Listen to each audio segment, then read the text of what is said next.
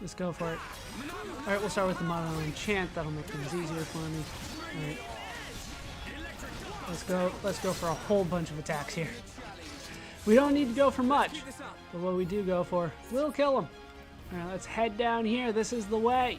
You can see the other bridge leading into the residential district from there. Do I have to take on any of these guys? I don't believe so. M31s? These sound new to me. Alright, get that enchant going again so that you guys are actually useful for something. You guys got it? Yeah, just auto attacks to win. Auto attacks are fine enough against these Mechon that are not necessarily that great. A lot of that has to do with our level, but what are you going to do? I believe we have to fight these guys. No? Yeah. Yeah, even though they are, they have a black box above their head, we still have to fight them because they're Mechon. Mechon break all the rules. And now I missed that because you guys killed him too damn fast. Too fast. Alright, down they go. And I get an achievement for killing a lot of machines. That's something. That is something. Ooh, we see a big one in the distance. An M82. It was already aggroed on us, so we're not getting the high tension to start the battle that I want. Let's get the enchant going again. And down it goes. Not quite. Almost. One more auto attack and it'll go down. Down it goes. And we always go for that enchant. You can go for the buster when you feel like it, but the enchant is much more useful.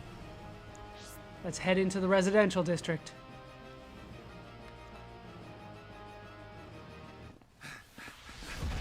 Whoa! It's massive! That Mechon, it has a face. That don't mean nothing. That's right. Not when we have the Monado.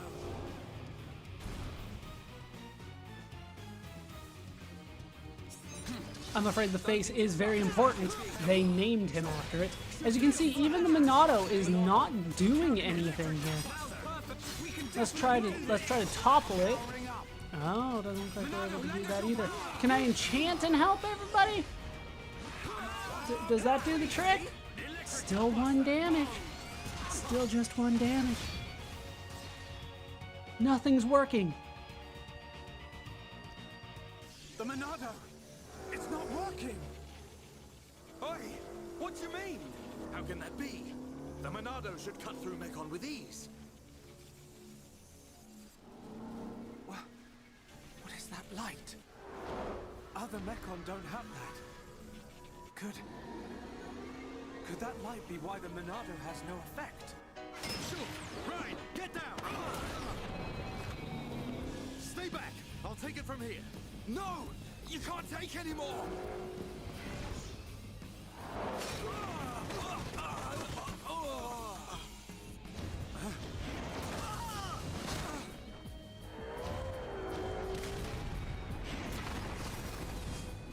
Everyone!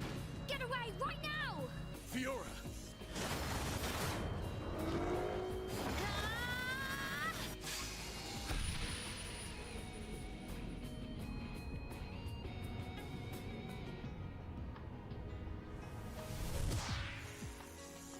What did I just... Fiora! Get back! I won't let you hurt any more people. We will save Colony 9!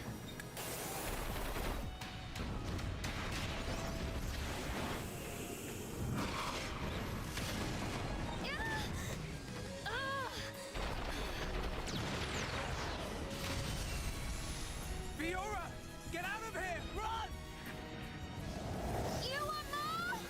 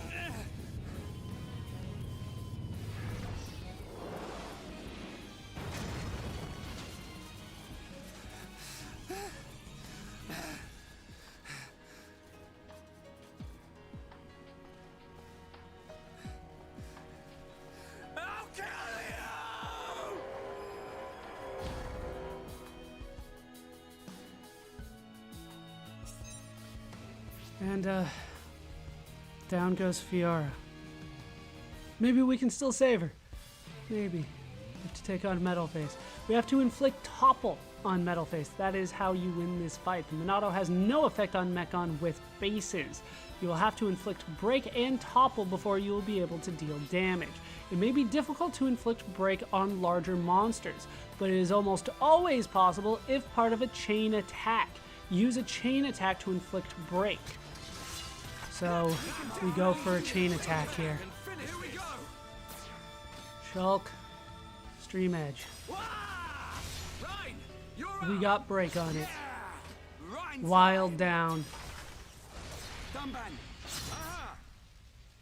Ooh, Dunban. We haven't looked at your stuff yet, have we? You got a lot of stuff. We got a couple auras. Battle Line Peerless. Obviously, you don't want to use an aura during a chain attack. That is not a good thing to do. What we can do is Blossom Dance, which will deliver a combo attack. We'll have to try to time that one right. I haven't had the best of luck today, though. We could also go for Steel Strike to get the combo, but Blossom Dance is the best way to do that, I would say. So we have Topple on it. Let's go for Blossom Dance. We choose to fight. All right, we got it.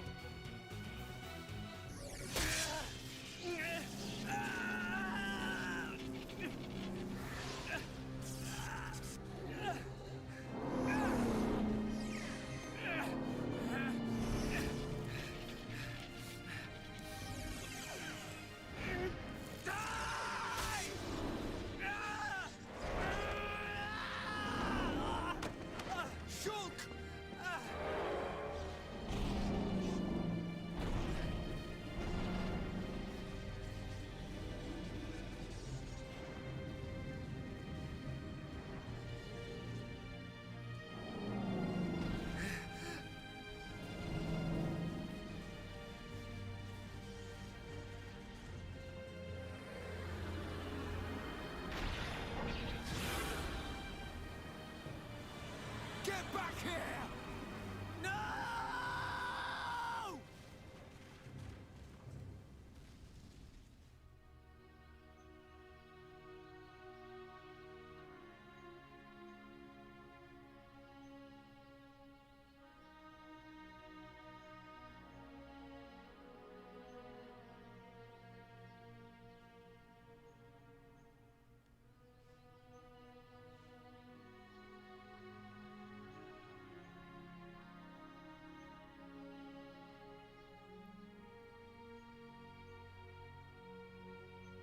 Fiora.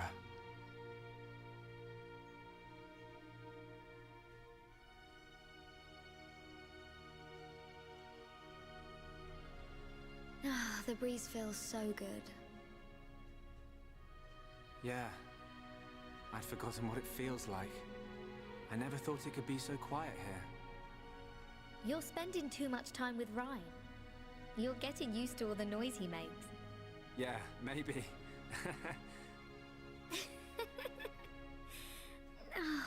It's so peaceful. You know, Shulk, I hope every day can be like this, always.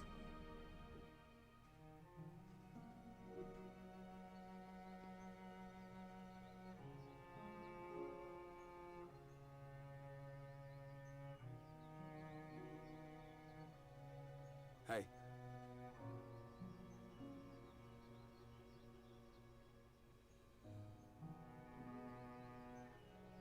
Have you been to see Dunban? Yeah. I just can't do it. You got more guts than me. Not at all. It was him that consoled me. Oh. I guess that's the type of guy he is. Yeah. Even without the Monado. He's the strongest person I know.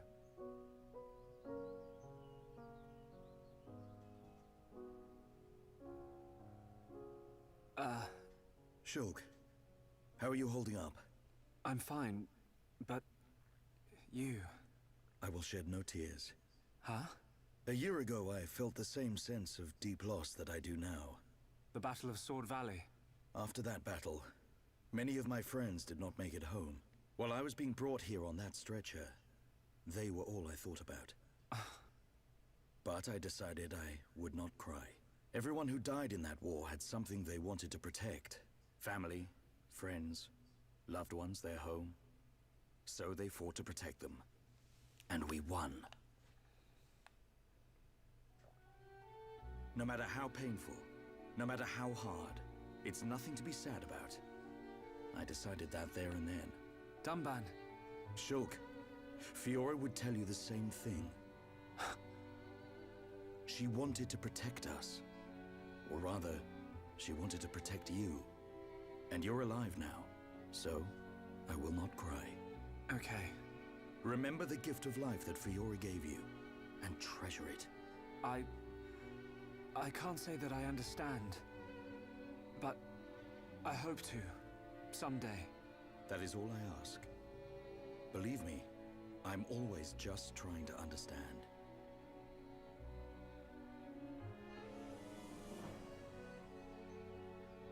Treasure the gift of life that Fiora gave you. He's one of a kind, that Dunban. I've made a decision. Huh? My purpose in life. I will pursue that faced Mechon. Shulk. They attacked our colony, killed Fiora. I will find that Mechon. Find it and destroy it. Destroy them all. What are you laughing at? Sorry.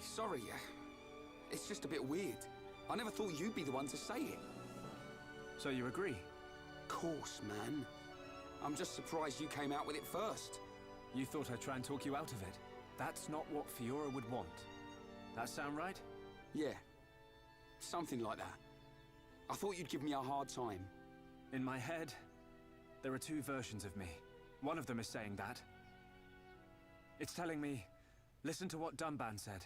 What about the other one? It keeps shouting, make them pay. Destroy every single one of them, and it won't stop getting louder. That doesn't sound like you. Sure it ain't my voice in there. Might be. It's a bit of a loudmouth. There you go then.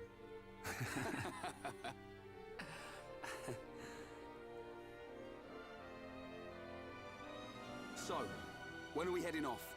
Right now. Perfect.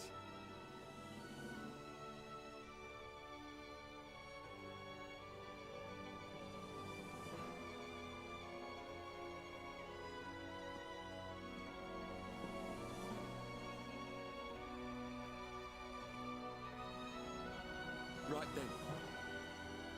Yeah.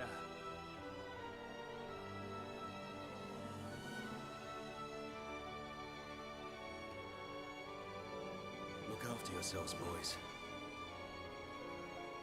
As soon as this heals, I'll be right behind you. And then we will seize our destiny. Together.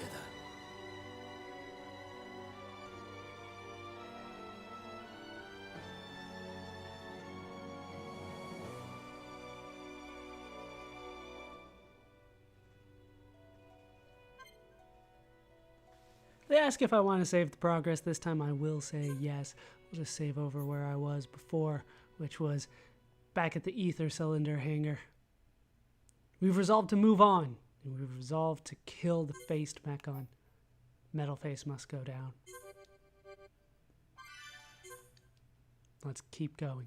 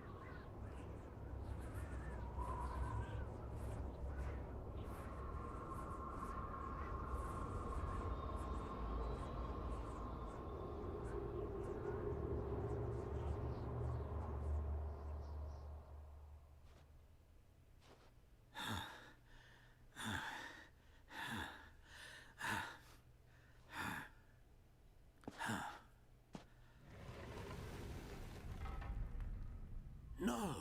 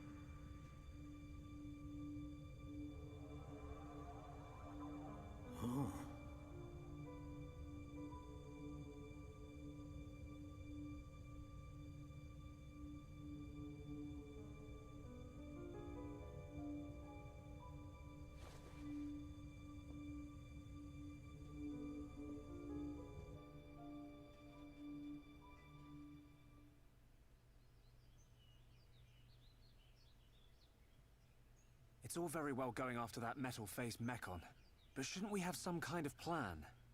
How about checking out Colony 6? Colony 6, the only other Homs colony left. Colony 6 is on the way to Sword Valley, where there's supposed to be a Mechon base. If that's where they came from, maybe the people in Colony 6 saw something. Good point. They might even know something about that metal-faced Mechon. So, we go past the Magmel ruins and up through Tephra Cave. Then we should arrive at the Bionis Knee. Yeah, and if we can get to the knee, it ain't far to Colony 6, right? Sounds like a plan. Let's head to Colony 6.